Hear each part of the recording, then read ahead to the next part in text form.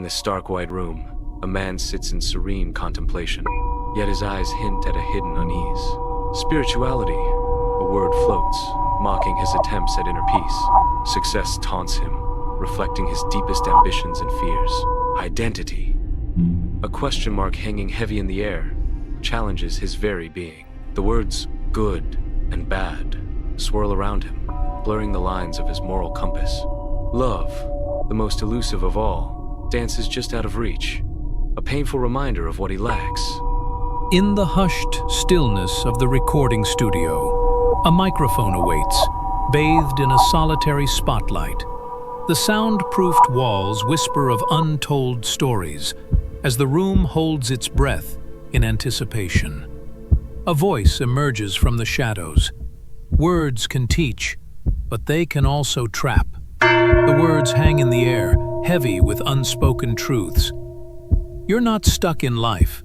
You're stuck in the concepts about life. The words resonate, challenging the listener to break free.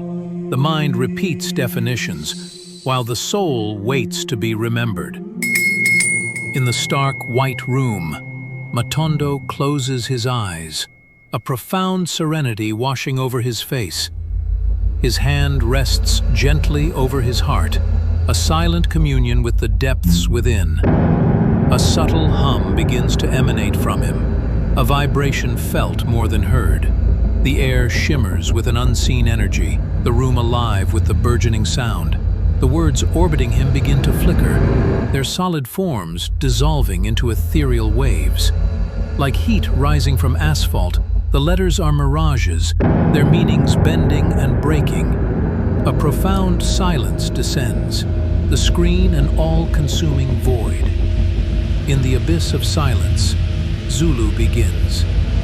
You feel the words not because they're clever, Zulu continues, but because your soul remembers. Zulu speaks of, it remembers a time before language, before labels. He concludes, when truth was silence wearing no mask. In the stark white room, a mirror flickers into being, its surface a chaotic mosaic of questions and challenges. Sticky notes cover the mirror, each one a stark probe into identity. Who I am, what I believe, what I should be. Matondo stands before the mirror, but the glass doesn't give him back a man, just fragments, shards of a face warped by doubt. The harder he searches, the deeper he sinks, until his own gaze dissolves into the abyss of, who am I? His presence adds to the overwhelming sense of introspection, the weight of the questions pressing down on him. The room is filled with tension as he stares at his fractured reflection, contemplating the endless possibilities of self. The white walls hum with artificial light. On the mirror, a chaos of neon squares. Reminders, pleas, fragments of a mind. The notes drop. Buy milk. Remember, don't forget. And with each one, the mirror exhales a hotter, hungrier light. His reflection stretches, distends. The man watches his skin crack like paper in the glow. Beneath it, something grins back.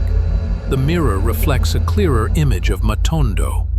As the last note falls, the light grows stronger, casting long shadows across the white room. A transformation is occurring as his true self begins to emerge.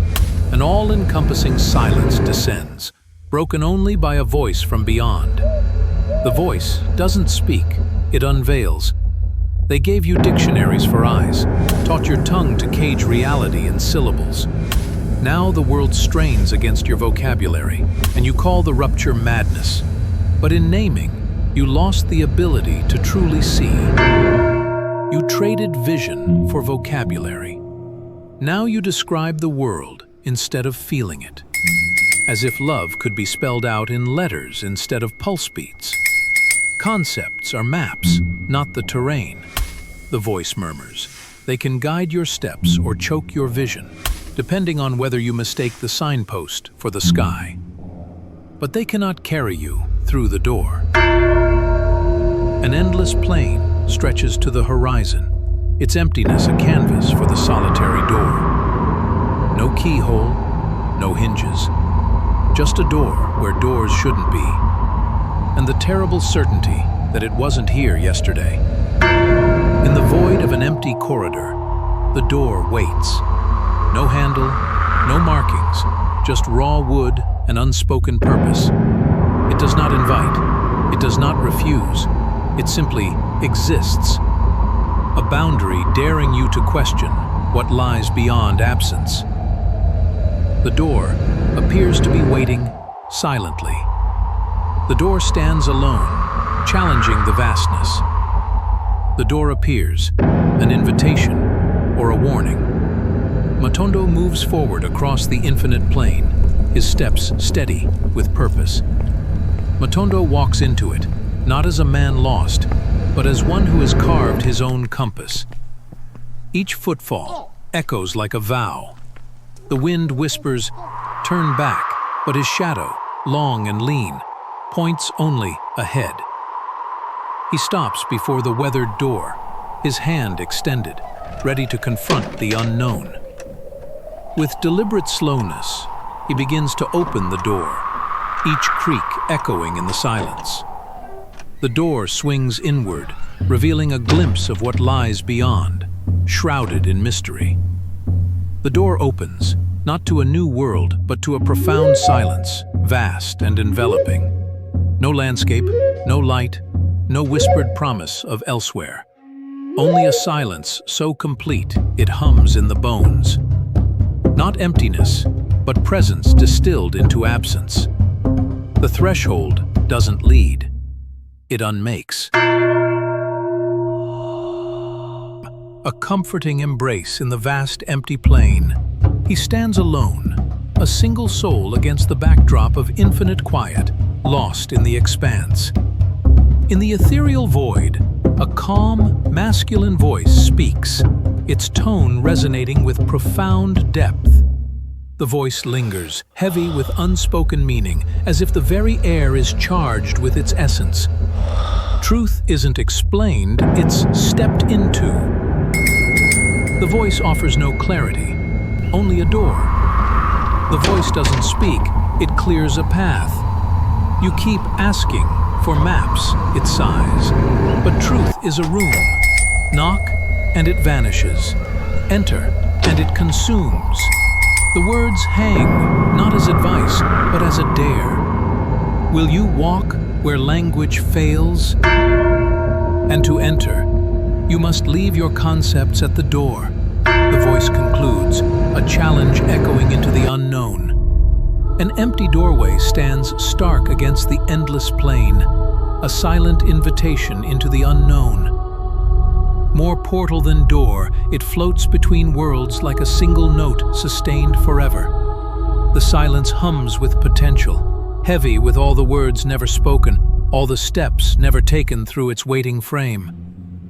The plains stretch out to the horizon, meeting the sky in a seamless blend of earth and air.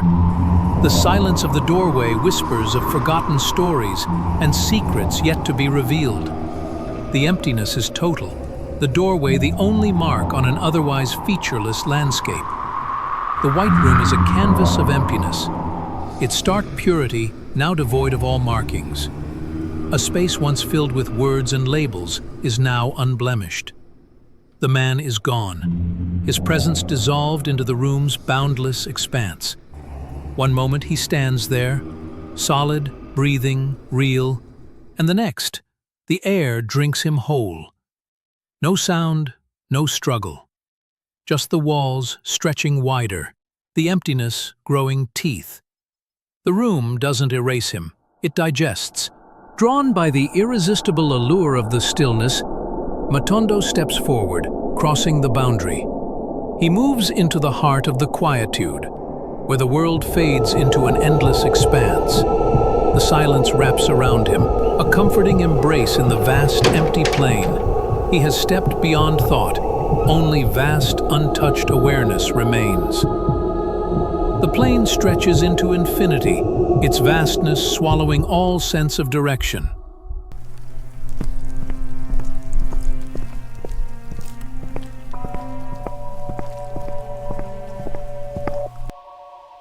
The words, glowing with an otherworldly light, the soul remembers. The screen pulses gently as the next phrase appears, the mind defines. A final phrase emerges, completing the thought. Freedom begins when you stop mistaking one for the other. Light slowly ebbs from the screen, surrendering to the encroaching darkness. A profound darkness envelops the scene, consuming all traces of light. Complete darkness dominates,